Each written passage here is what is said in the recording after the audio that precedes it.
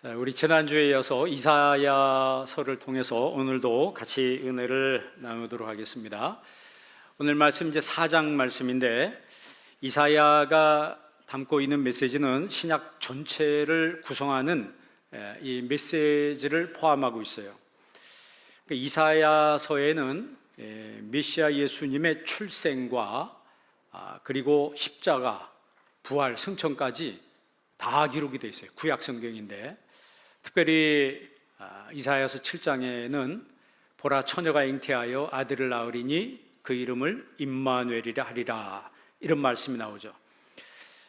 이런 내용들은 정경에 포함되어 있지 않은, 지난주에 얘기한 이사야의 승천이라고 하는 위경에 이사야 승천이라고 하는 책이 있는데, 거기는 이사야가 톱으로 순교당한 이야기뿐만 아니고 이사야가 하늘로 올라가요.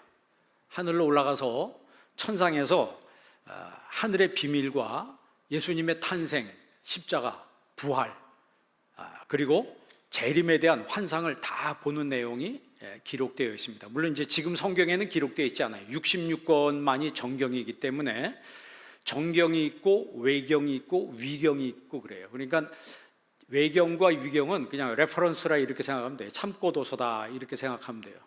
그러나 분명한 것은 그 중에서도 우리가 특이할 만한 사실은 이사야가 하늘로 올라가서 그 예수님의 탄생과 예수님의 십자가, 그리고 부활, 재림까지 다 봤다는 거죠. 그러니까 여러분, 이사야서 7장에 이사야가 700년 후에 있을 일을 이야기하는 거예요. 아스왕한테 보라, 처녀가 잉태하여 아들을 낳으리니 그 이름을 임마누엘이라 하리라. 그것은 예수님 태어나기 700년 전에 이사야가 아하스왕한테 한 얘기예요. 그 전쟁 때문에 하도 두려워 떨으니까 떨지 말라고 하나님이 이런 기적을 베풀어 주신다고 했는데도 이 아하스왕은 그걸 믿지 못하죠. 자, 오늘 이사야서 4장은 심판과 구원에 대해서 말씀하고 있어요. 심판과 구원. 그럼 이 구원은 무엇과 연결되어 있냐면, 오늘 말씀 제목이 뭐죠? 아름답고 영광스러운 삶이에요. 그러니까 오늘 본문에서 아름답고 영광스러운 이란 말이 두 번 나오거든요. 그러니까 첫 번째 아름답고 영광스러운 것은 바로 여호와의 싹이신 예수 그리스도를 의미해요. 예수 그리스도의 삶이, 그 모습이 아름답고 영광스러운 것이다. 그리고 두 번째, 그 예수님을 믿는 우리들의 신자들의 삶이 아름답고 영광스러운 삶이 될 것이다, 그런 뜻입니다. 자, 1절에 보면 그 날에 이렇게 시작해요. 1절에도 그 날에, 2절에도 그 날에, 이 두 구절이 그 날에 이렇게 시작됩니다. 이 그 날에, 이런 표현은 심판과 구원이 공존하는 날이에요. 그러니까 1절의 그 날은 하나님의 심판으로 고통당하는 날의 모습이 표현되어 있고, 2절의 그 날은 회복되고 구원받고 축복받는 그 날이 표현되어 있습니다. 그러면 1절 먼저 보십시다. 1절 말씀 다 같이 한번 읽습니다. 그날에 7 여자가 한 여자를 붙잡고 말하기를 우리가 우리 떡을 먹으며 우리 옷을 입으리니 다만 당신의 이름으로 우리를 부르게 하여 우리가 수치를 면하게 하라 하리라. 아멘. 그 날에 바이옴 하후, 이 바이옴 하후, 이 말은 그 날이긴 날인데 그 날에 도대체 무슨 일이 있었는가? 그러니까 7 여자가 전쟁에서 살아남은 한 남자를 붙들고 나와 함께 살아달라고 애원하는 거예요. 막 여자들끼리 치열하게 경쟁하면서 애원을 하게 될 것이다. 이것은 하나님의 심판으로 인해서, 전쟁으로 인해서 남자의 수가 현저하게 이제 줄어들게 되는 거죠. 인구가 이렇게 확연하게 줄어든 상황에서 일어나는 이런 고통스러운 일들에 대해서 이야기하는데, 특별히 7명의 여자가 1명의 남자를 두고 뭐라고 얘기했냐면, 밥도 우리가 알아서 먹고 옷도 우리가 알아서 조달할 터이니까 당신이 내 남편이라고 불릴 수만 있게 해 주시오. 더 정확한 뜻으로는 내 의식주는 내가 알아서 할 테니까 내게 아기만 하나 낳게 해주세요, 이런 뜻입니다. 이게 왜냐하면 그 당시에 여성에게 아기가 없는 것은 평생의 수치였기 때문에, 혼자 아기 없이 혼자 사는 것은 여성에게 수치였기 때문에 어떻게 해서든지 아기를 낳아야 됐다는 거죠. 그런데 남자가 없는 거예요. 이제 이런 불행스러운 일들이 그때 하나님의 심판으로 말미암아 그 사회가 고통스러운 사회가 된다라고 하는 것이죠. 그 다음에 2절 한번 읽어볼래요? 다 같이 한번 읽습니다. 그날의 여호와의 싹이 아름답고 영화로울 것이요 그 땅에 솟아나는 이스라엘의 피난한 자를 위하여 영화롭고 아름다울 것이며. 아멘. 그러니까 1절의 그 날은 심판의 날이고 무너지는 날, 수치를 당하는 날이에요. 수치스럽지 않아요, 그죠? 7명의 여자가 어떻게 7명의 남자가 한 여자를 붙들고 이렇게 하면 좀 이해가 되는데, 7명의 여자가 한 남자를 붙들고 나하고 살아달라고 이 말하면 얼마나 수치스럽냐 이 말이에요. 그러나 2절의 그 날은 아름답고 영광스러운 날이요 회복되는 날이며 축복의 날이라고 하는 거죠. 자, 2절 다시 한번 보실래요? 그 날에 여호와의 싹이, 이 싹이란 말은 생명력, 활력을 의미하는 거예요. 하나님의 생명력. 그러니까 하나님의 구속 사역은 동토와 같이 얼어붙은 땅에도 싹을 틔우게 한다는 거죠. 여러분, 겨울이 지나고 얼음이 꽝꽝 얼어 있는데 그 사이에서 싹이 올라오는 거 본 적 있어요, 없어요? 못 봤습니까? 얼었는데 그 사이에서 얼음이 녹으면서 싹이 올라오죠, 그죠? 그 동토와 같은 그 꽝꽝 얼은 그런 시대에도 싹이 올라와서 나중에 열매를 맺히게 된다라고 하는 거예요. 그래서 여호와의 싹이라고 했을 때 이 싹은 예수 그리스도를 상징하는 거예요. 그 여호와의 싹이 올라와서 정말 아름답고 영광스러운 삶을 펼쳐지게 한다는 것이죠. 그러니까 이사야는 미래 예수님의 사역이 얼마나 아름답고 얼마나 영광스러운 것인가를 지금 서술하고 있는 거예요. 그 열매는, 그 땅에 솟아는 그 열매죠. 이스라엘의 피난한 자를 위하여, 이스라엘의 피난한 자를 위하여 영화롭고 아름다울 것이며, 그러니까 하나님께, 주님께 피한 사람들의 삶이 영화롭고 아름다울 것이다, 이런 뜻이에요. 그 영화란 말은 이제 영광이란 말이죠. 여러분, 이 히브리 말로 가온이라고 하는데, 저기 서울의 압구정동 신사동 이쪽에 운전하다 가다 보니까 이 치과인데 가온 치과 뭐 이렇게 돼 있더라고요. 가보니까 중간에 또 가온이란 말이 또 있어요, 상호가. 그래서 저 사람들이 히브리어를 알고 저렇게 썼나? 그게 아니고 가온이란 말은 순수한 우리나라 말이에요. 세상의 중심이라 이런 뜻이더라고요. 그런데 이제 음가가 우리나라 말하고 똑같아요. 이 히브리어의 가온도 영화롭다, 영광, 존귀, 고귀함 이런 뜻이에요. 굉장히 좋은 말이죠. 나는 히브리어인 줄 알았는데 우리나라 말이더라고요. 세상의 중심이다. 그런데 이 가온이란 말은 히브리어도 굉장히 아주 중요한, 그러니까 우리 주 예수 그리스도께서 정말 가온, 영광스럽고 존귀하고 고귀하신 분이시다 때문에 그분을 믿고 그분께 피하는 사람의 삶도 아름답고 뷰티풀하고 이 영광스러운 가온, 존귀하고 고귀하고 영화로운 삶이 이어질 것이다 라고 오늘 본문에서 이야기를 하는 것입니다. 그러면 이 여호와의 싹과 이 소산이라고 하는 표현은 하나님의 구원 행동에 대해서 이야기하는 거예요. 그러니까 하나님의 구원 행동이 얼마나 아름답고 영광스러운 삶으로 우리 인생을 바꿔놓을 것인가 라고 하는 희망의 이야기죠. 희망의 말씀입니다. 그래서 우리 믿는 사람들은요, 하나님의 말씀을 듣고 하나님을 믿을 때 희망을 얻게 되는 거야. 세상에서 힘들고 어려워도 주님 앞에 와서 예배를 드리면서 이상하게 희망이 생기는 거예요. 죽었던 내가 살아나는 것 같아. 그래서 여러분, 여호와의 싹이란 말은 이사야서 11장 1절에도 있어요. 한번 읽어볼래요? 이사야서 11장 1절 다 같이 한번 읽습니다.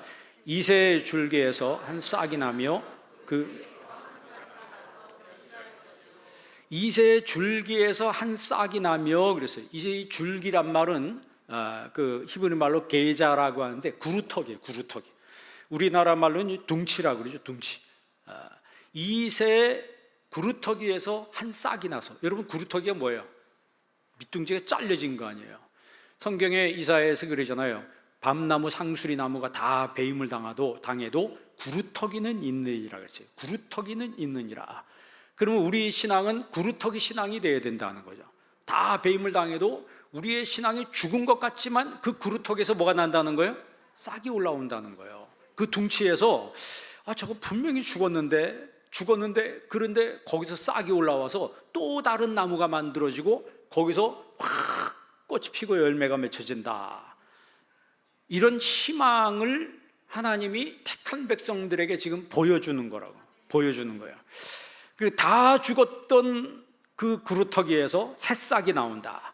그 신앙인들의 모습, 오늘 우리들 그리스도인들의 모습이 바로 그 구루터기와 같다 그런 거예요. 죽은 것 같은데 살아난다. 이 싹이 이새의 가문을 통해서 오시는 메시아를 의미하는 것이죠. 그러니까 메시아 예수님이 다윗의 후손으로 오셔서 이 땅에 바슬레이아 투세우 하나님의 왕국을 이루신다라고 하는 거죠. 우리가 보통 이제 하나님의 나라라고 하는데 이 나라란 말은 굉장히 표현이 약합니다. 왜냐하면 네이션이라고 하는데 네이션이 아니고 원문 성경에는 바슬레이아라고 있어요. 바슬레이아의 번역은 킹덤입니다.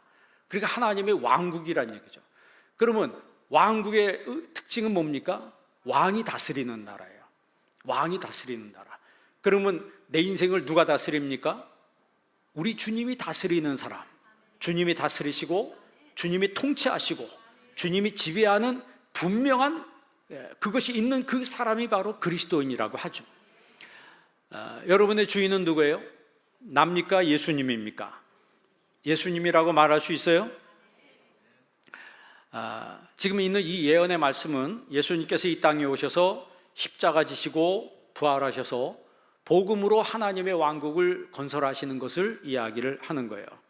그래서 그날에 여호와의 싹이 아름답고 영화로울 것이며, 그날의 여호와의 싹이 예수 그리스도께서 오셔서 하시는 모든 사역이 아름답고 영화로울 것이며, 그러니까 주님을 믿는 사람들은, 주님을 따르는 사람들의 삶도 아름답고 영화로운, 영광스러운 삶이 그들에게 있어지게 되는 거예요. 그러니까 예수님은 십자가의 그 피로 세운 하나님의 나라, 그 하나님의 나라를 통해서 많은 영혼들을 구원하시기를 기뻐하셨고, 그 십자가의 은혜로 구원받은 우리들이 이제 하나님 나라 확장하는데 쓰임받는 주님의 제자가 되도록 하신다라고 하는 것이죠. 그리고 이 모든 것은 예수님이 십자가의 희생이죠. 십자가 지는 것 자체가 희생이죠. 그죠? 십자가의 희생하심으로 이룬 것처럼 우리 믿는 사람들이 나 자신을 드림으로 하나님 나라가 확장되는 그런 나라, 나 자신을 드림으로 하나님 나라가 확장되는 그런 나라. 마치 요한복음 12장 24절에 한 알의 밀이 땅에 떨어져서 죽지 아니하면 한 알 그대로 있고 밀알이 죽으면 많은 열매를 맺는다라고 했어요. 예수님께서는 자신을 십자가에 희생하심으로 풍성한 열매를 맺으셨습니다. 그러니까 성경에서 말하는 그 한 알의 밀알이 예수님이에요. 예수님이 죽으셔서 맺힌 열매가 저와 여러분이라고 하는 거죠. 그리고 우리가 아직 죄인 되었을 때 그리스도께서 우리를 위하여 죽으심으로 우리를 향한 자기 사랑을 확증하셨다라고 했어요. 우리가 아직 죄인 되었을 때, 아무것도 모를 때 주님이 벌써 다 이루은 구원 사역을 다 이루어 놓으신 거예요. 난 아무것도 몰랐는데 예수님을 믿는 그 믿음의 행동 하나만 가지고도 우리 가운데는 저주가 사라지고 하나님께서, 주님께서 이루어 놓으신 그 구원과 영생과 하늘의 은혜가 나한테 그대로 다 온다라고 하는 거예요. 이게 바로 성경의 원리입니다. 그래서 교회는 하나님의 백성들의 믿음과 헌신으로 확장되는 그런 곳이에요. 헌신을 통해서 하나님의 나라가 더 풍성한 열매를 맺게 되는 거예요. 자, 3절 한번 읽어볼래요? 3절 다 같이 한번 읽습니다. 시온에 남아있는 자 예루살렘에 머물러 있는 자 곧 예루살렘 안에 생존한 자 중 기록된 모든 사람은 거룩하다 칭함을 얻으리니. 아멘. 시온에 남아있는 자, 그러니까 하나님의 심판 가운데서도 남은 자들이 있다라고 하는 거죠. 이렇게 세상이 죄로 관영하고 세상이 타락하고 다 자기 중심대로 살아가는 그런 세상 속에서도 렘넌트, 이 남은 자가 있다라고 하는 거예요. 이 헬라어로는 이제 레임마라고 그래요. 레임마. 그러니까 레임마가 있다라고. 히브리어로는 쉐아르라고 그래요. 쉐아르. 남아있는 자. 이 남아있는 자를 이사야서 10장 21절에 한번 보실래요? 어떻게 표현하는가? 다 같이 한번 읽습니다. 남은 자, 곧 야곱의 남은 자가 능하신 하나님께로 돌아올 것이라. 남은 자, 누구예요? 곧 야곱의 쉐아르가 여호와께로, 하나님께로 돌아온다는 거예요. 그러니까 하나님의 남은 백성들은, 그러니까 오늘 주일이라서 여러분 교회 왔잖아요. 주일날 교회로 남은 자가 하나님께로 돌아온다. 여러분들이 남은 자라고 하는 거예요. 남은 자. 끝까지 남은 자로 사시기 바랍니다. 중간에 탈선하지 마시고. 22절도 읽어볼래요? 이사야서 10장 22절. 이스라엘이여 내 백성이 바다의 모래 같을지라도 남은 자만 돌아오리니 넘치는 공의로 파멸이 작정되었습니다. 이스라엘 백성들이 바다의 모래와 같을지라도, 그러니까 사람이 많다 할지라도 누구만? 남은 자만 돌아온다는 거예요.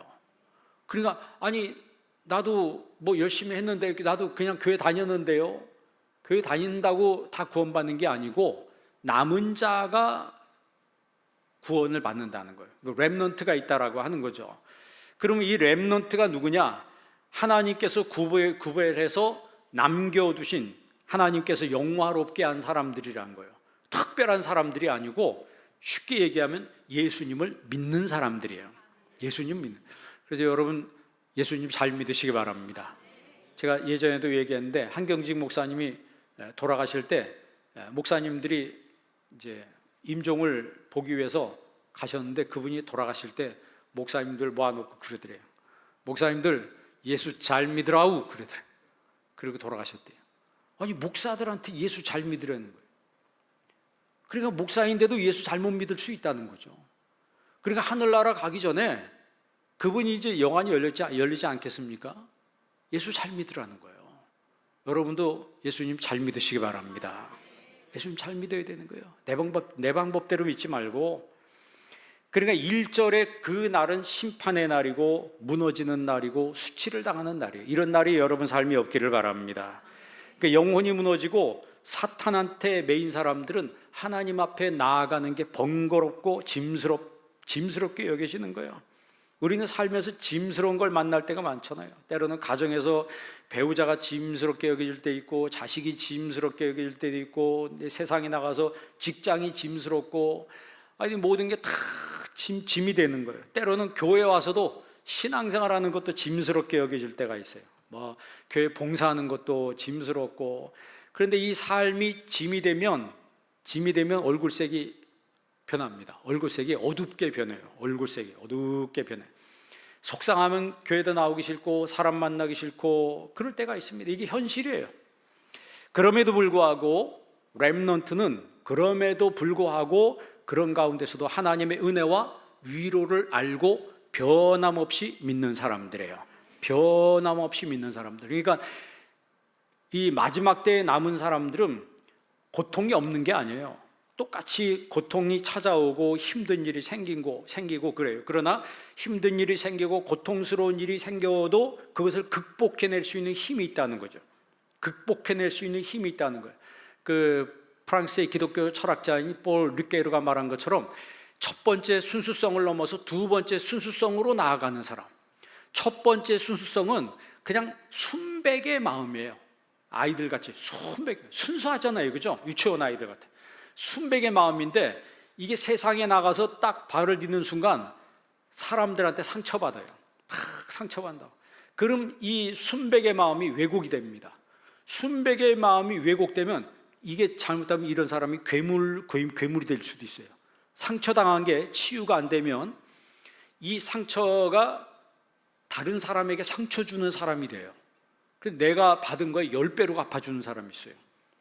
그러니까 폭력적인 아이들 있잖아요. 그건 집에서 가정 폭력을 당한 애들 가능성이 많다고 그래요. 어릴 때부터. 부모한테 맞았든지 누구한테 맞았든지 이게 마음의 상처가 되면 학교에 가서 다른 애들을 두들기는 거예요. 다른 아이들을 두들기는 거예요. 그러니까 이 받은 상처가 다른 사람한테 상처를 줌으로써 이게 나타나는 거죠. 그런데 이 첫 번째 순수성이 치유가 안 되면 거기서 머물러 있는 거예요. 나 상처당해서, 나 아파, 나 이렇게 고통당해서. 그러므로 나는 다른 사람한테 이런 해코지를 해도 괜찮아. 왜? 내가 당했으니까. 그런데 기독교 신앙은 그 첫 번째 순수성에서 두 번째 순수성으로 점프해야 된다는 거예요. 그런 상처를 당하고 그런 고통을 당했지만 거기서 한 차원 더 넘어서 순수성을 잃어버리지 않는다는 거죠. 그러니까 처음에 그 순수성을 사람들한테 상처받았지만 그대로 유지하고 가는 거예요. 한 번은 점프, 어떻게 보면 더 성숙해지는 거죠. 더 성숙해지는 거예요. 리퀘르라고 하는 사람은 그런 표현을 썼어요. 두 번째 순수성으로 나가야 된다. 여러분에게도 그런 은혜가 있기를 바랍니다. 성경적으로 보면 그런 사람들이 렘넌트라고 하는 것이죠. 그러니까 렘넌트 신앙인들은 하나님의 사랑과 은혜를 매일 공급받는 사람이에요. 여러분들은 어디서 공급받아요? 공급받을 데가 없어요? 그 지옥입니다. 그 지옥. 왜? 고갈만 되고 공급받지를 못하니까. 우리의 공급권은 어디 있어요? 하늘에 있어요. 우리는 하늘이 열려 있는 사람들. 하늘이 열려 있으니까 하늘의 은혜를, 이슬비 같은 은혜를 확 받으니까 우리 삶이 참 촉촉해지고 풍성해지는 거예요.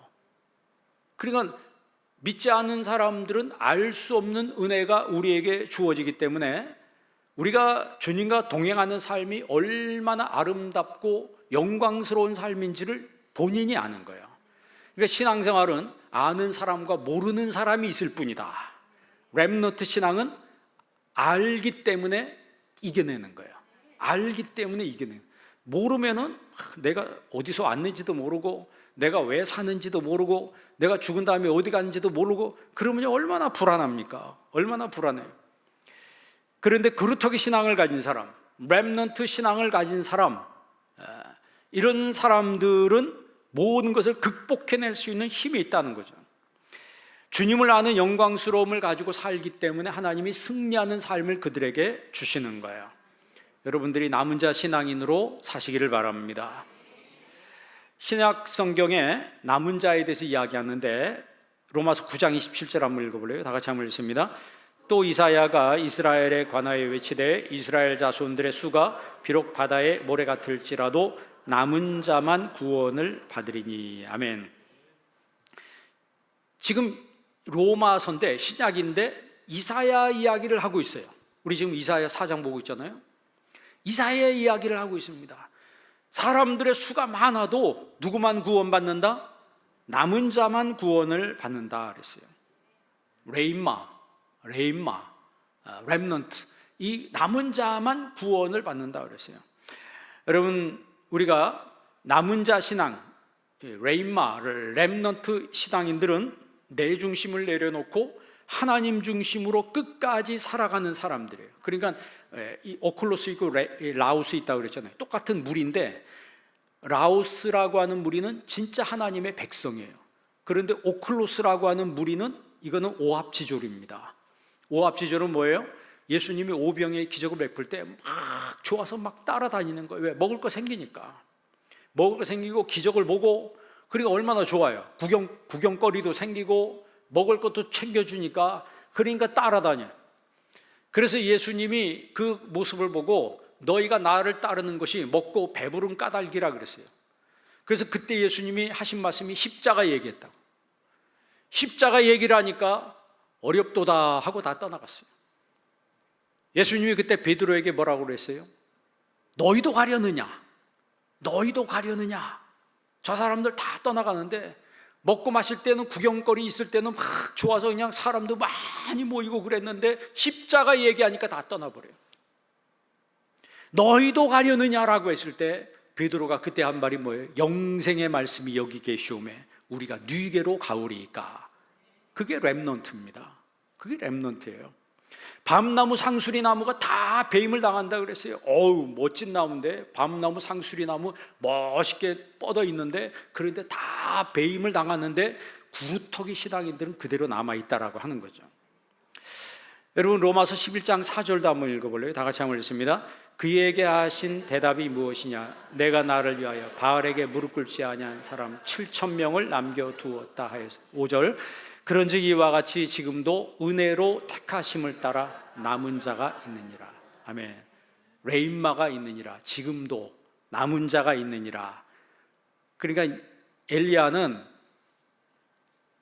다 사람들이 다 죽고, 신앙인들이, 진짜 신앙인들이 다 죽고, 이세벨이 얼마나 핍박을 합니까? 아합이 얼마나 핍박해. 다 죽은 줄 알았어요. 그래서 하나님 앞에 뭐라고 이야기합니까? 하나님, 나만 남았어요. 그랬더니 하나님 뭐라 그래요? 너만 남은 줄 아느냐? 너만 그런 줄 아느냐? 아직도 바알에게 무릎 꿇지 아니한 몇 명? 7,000명이 있다는 거예요. 여러분, 지금 우리만 예배 드립니까? 아니에요. 전 세계 다 예배 드리고 있어요. 전 세계 다 예배 드리고 있어요. 여러분, 나만 기도한 줄 아세요? 전 세계 기도한 사람이 얼마나 많은 줄 아세요? 나만 봉사한 줄 아세요? 우리는 여러분, 왜 이렇게 나만 이러냐, 이러다가 이제 시험 들고 막 힘들고 막 이런 생각하는데, 여러분, 주님이 잊지 않으시는 거예요. 주님이 잊어버리지 않으세요. 데살로니가전서 4장 17절 한번 읽어볼래요? 다 같이 한번 읽습니다. 그 후에 우리 살아남은 자들도 그들과 함께 구름 속으로 끌어올려 공중에서 주를 영접하게 하시리. 그리하여 우리가 항상 주와 함께 있으리라. 아멘. 그 후에 우리 살아남은 자들도, 남은 자들이 공중으로 끌어올려서 공중에서 주님을 영접한다는 거예요. 예수님 재림 때 이야기죠. 그래서 이 남은 자들은 3절에 있는 말씀처럼 기록된 모든 사람, 기록된, 어디에 기록된? 생명책에 기록된. 3절에 뭐라 그랬어요? 3절에 기록된 모든 사람이라고 그랬잖아요. 자, 그러면 이 기록된 생명책에 기록된 사람, 요한계시록 마지막 책 한번 보실래요? 13장 8절 한번 보세요. 요한계시록 13장 8절 다 같이 한번 읽습니다. 죽임을 당한 어린 양의 생명책에 창세 이후로 이름이 기록되지 못하고 이 땅에 사는 자들은 다 그 짐승에게 경배하리라. 하나님의 어린 양의 생명책에 기록되지 못한 사람들은 짐승한테 경배를 한다. 그럼 이 짐승에게 경배하는 이 기록되지 못한 사람들은 어떻게 되는가? 그게 20장 15절에 있어요. 계시록 20장 15절 있습니다. 누구든지 생명책에 기록되지 못한 자는 불못에 던져지리라. 아멘. 그러니까 생명책에 기록되지 못하면 어디로 간다? 불구덩이 속으로 간다는 거예요. 여러분의 이름은 생명책에 있나요? 우리 자신이 없어요. 여러분의 이름은 생명책에 있어요? 그러면 생명책에 누구의 이름이 기록되는가? 예수님을 내 마음에 믿는 사람들. 그러니까 다시 말하면 주인이 바뀐 사람들이라고 그랬어요. 요한계시록 21장 27절 한번 더 읽겠습니다. 무엇이든지 속된 것이나 가증한 일 또는 거짓말하는 자는 결코 그리로 들어가지 못하되 오직 어린 양의 생명책에 기록된 자들만 들어가리라. 누구만 들어간다고요? 생명책에 기록된 사람들만 들어가리라 그랬어요. 그러니까 우리는 생명책에 이름이 기록된 것을 아는 사람들이에요. 아는 사람들이기 때문에 기쁨으로 예배를 드리고 감사한 마음으로 봉사를 하는 거예요. 자, 오늘 본문 말씀 4장 4절 한번 보실래요? 다 같이 한번 읽습니다. 이는 주께서 그 심판하는 영과 소멸하는 영으로 시온의 딸들의 더러움을 씻기시며 예루살렘의 피를 그 중에서 정결하게 하실 때가 됨이라. 아멘. 그러니까 여기서 심판하는 영과 소멸하는 영이란 이 말씀을 우리가 주의해야 됩니다. 그러니까 다윗과 솔로몬 시절에는 유대 왕국이 주변 나라에 아주 빛나는 왕국이었어요. 그런데 그 이후로 나라가 절단나기 시작합니다. 점점 어려워지고 나라가 계속 변란이 일어나요. 왜 그러냐면 하나님 말씀에 불순종합니다. 말씀에 불순종하고 왕들이 우상을 섬기기 시작해요. 그러다가 예루살렘이 풍전등화와 같이 극심한 어려움에 처하는 거예요. 그래서 전쟁이 일어나는 거예요. 아까 우리 1절에 있는 것처럼 남자가 다 죽는 거예요. 남자가 다 죽으니까 여자 7명이 남자 1명 두고 서로 차지하겠다고 나와 결혼해 주시오, 나와 살아 주시오, 뭐 이런 얘기를 지금 하고 있는 거라고. 왜 그런 일이 벌어지냐면 높은 자나 낮은 자나 다 하나님을 떠났기 때문에 그렇다라고 지금 이야기하고 있는 거예요. 그들은 하나님 말씀대로 살지 않았습니다. 진정한 남편인 하나님을 떠나 매춘부처럼 살았다는 거예요. 그러므로 하나님께서 마지막 날에 예루살렘까지도 심판하시겠다고 하나님이 결정하신 거예요. 자, 그럼 우리가 여기서 여러분 오해하면 안 됩니다. 하나님이 심판하신다라고 하는데 그 심판이 목적이 아니에요. 하나님이 때리는 것이 목적이 아니고 그 심판을 통해서 그들이 회개하고 하나님께 돌아오게 하는 것이 하나님의 의도라고 하는 거죠. 그러니까 하나님 앞에 회개하고 돌아와서 다시 신앙을 회복하고 다시 하나님의 축복 속에 살라고 하는 것이 하나님의 의도라고 하는 거예요. 여러분, 부모가 자식 망하기 원하는 부모가 어디 있습니까? 자식 안 되기를 원하는 부모가 어디 있어요? 예? 부모는 다 자식이 잘 되기를 원하는 거예요. 그런 것처럼 하나님도 하나님의 자녀인 우리가 다 잘 되기를 원하는 거예요. 그들이 회개해서 하나님에 대한 신앙을 회복하고 예루살렘이 홀리시티, 거룩한 도시로 거듭나기를 주님이 원하셨다는 거죠. 그래서 심판받을 백성이 이제 아름답고 영광스러운 백성으로 바뀌어지는 거, 영광스러운 백성으로 바뀌어지는 거, 그것은 뭐예요? 바로 죄사함의 은혜, 죄사함의 은혜가 있을 때 그렇게 바뀌어지는 거예요. 그래서 오늘 4절에 시온의 딸들의 더러움을 씻기시며 그랬어요. 시온의 딸들의 더러움을 씻기시며, 그리고 우리의 더러움을 주님께서 보혈의 피로 맑게 씻겨주신다라고 했잖아요. 예루살렘의 피를 그 중에서 청결하게 하실 때가 됩니다 그랬어요. 예루살렘의 피를 그 중에서, 이 피는 뭐예요? 죄. 너희 손에 뭐가 가득함이라? 이사야서 1장 15절에 뭐라고요? 너희 손에 죄가 가득함이라 그래. 청결하게 하신다는 말은 사면해 주신다는 거예요. 우리의 죄를 깨끗하게 씻어주신다는 거죠. 5절 다 같이 한번 읽습니다. 여호와께서 거하시는 온 시온산과 모든 지폐 위에 낮이면 구름과 연기, 밤이면 화염의 빛을 만드시고 그 모든 영광 위에 덮개를 두시며. 아멘. 그러니까 5절과 6절은 거듭난 백성들을 하나님이 어떻게 보호하시는가라고 하는 말씀이에요. 그러니까 회개하고 거듭난 백성들을 하나님이 어떻게 보호하시는가. 그런데 오늘 말씀해 보니까 시온산과 모든 지폐 위에, 이 말은 하나님을 예배하는 모습을 말하는 거예요. 여러분, 요한복음 4장 24절에 뭐라고 그래요? 하나님은 영이시니 예배하는 자가 영과 진리로 예배할지니라. 그러니까 여기서 엔푸니마티란 말은 성령으로란 뜻이라고 해요. 성령과 진리로 예배할지니라. 성령 안에서 진리 안에서 예배할지니라. 진리이신 성령 안에서 프로스퀴네요, 예배할지니라 그랬어요.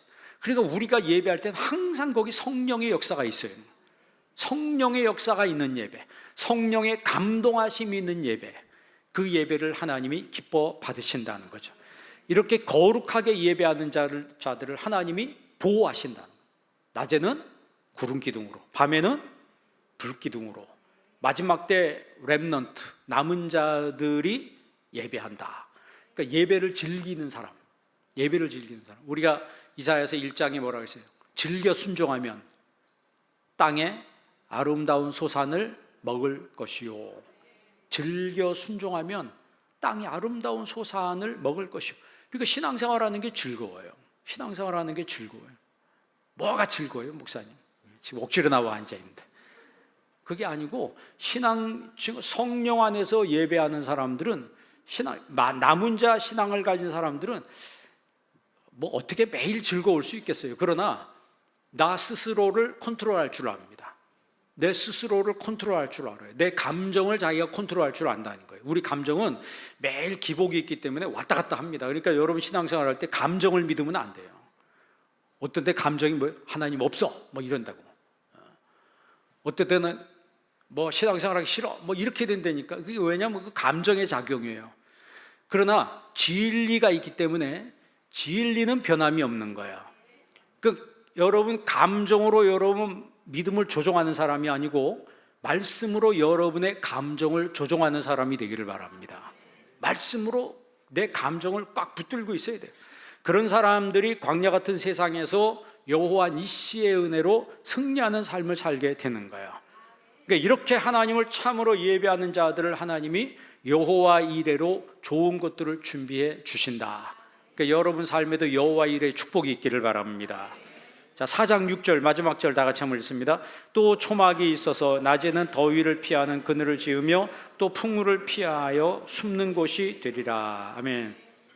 그러니까 하나님이 천막이 되셔서 우리의 낮에는 더위를 피하는 그늘이 되어 주신다는 거예요. 소낙비를 피할 수 있는 은신처가, 피난처가 되게 해주신다는 거예요. 그러니까 하나님의 교회는 완벽한 피난처라고 하는 것이죠. 하나님의 보호가 있는 곳, 하나님의 그 축복이 작용하는 것이 바로 하나님의 교회예요. 성경 예수님 뭐라고 했어요? 내가 이 반석 위에 내 교회를 세우리니 음부의 권세가 이기지 못하리라 그랬어요. 사탄의 권세가 이기지 못한다 그랬어요. 그러니까 하나님은 소수의 남은 자를 연단시키시고 거룩하게 만들어서 세상을 변화시키시는 분이에요. 그 남은 자 무리에 여러분들이 들어가기를 바랍니다. 그래서 이사야서 우리가 지지난주에 2장 3절에 그러잖아요. 오라 우리가 여호와의 산에 올라 어디에 이르자? 하나님의 전에 이르자. 우리가 여호와의 산에 올라 하나님의 예배하는 전에 이르자. 우리 하나님께서 우리를 가르칠 것이고 우리가 그의 길로 행하리니 율법이 시온에서부터 나올 것이요 여호와의 말씀이 예루살렘에서부터 나올 것임이니라 그랬어요. 그러니까 이 말이 뭐냐면 이방인들도 다 교회로 하나님께로 몰려든다라고 하는 것이에요. 죄를 버리고 하나님께로 몰려든 말세에 그런 일들이 벌어지게 될 것이다. 그래서 여호와의 싹이신 하나님 예수님이 여호와의 싹인데 예수님이 아름답고 영광스러운 분인 것처럼 그 여호와의 싹인 예수님을 믿는 사람들의 삶도 아름답고 영광스러운 삶이 가운, 존귀하고 고귀한 삶이 이어지게 된다라고 하는 거예요. 그래서 여러분의 삶도 예수님 잘 믿으시고 아름답고 영광스러운 삶이 여러분 삶 속에서도 펼쳐지기를 주의 이름으로 축원합니다. 기도하겠습니다. 좋으신 아버지 하나님 감사합니다. 이 시간에 저희들에게 이사야 말씀을 주셨습니다. 아버지 하나님, 참으로 그 날이 우리에게 심판의 날이 아니요 그 날이 우리에게 구원의 날이며 축복의 날인 것을 알며 이 땅에 살아갈 때 감사와 기쁨과 영광 가운데 살아갈 수 있도록 은혜 내려 주옵소서. 매일매일의 삶이 아름답고 영광스러운 날이 되도록 우리 주님 영적으로 깨어있는 삶을 살게 하여 주옵소서. 예수님의 이름으로 기도합니다. 아멘.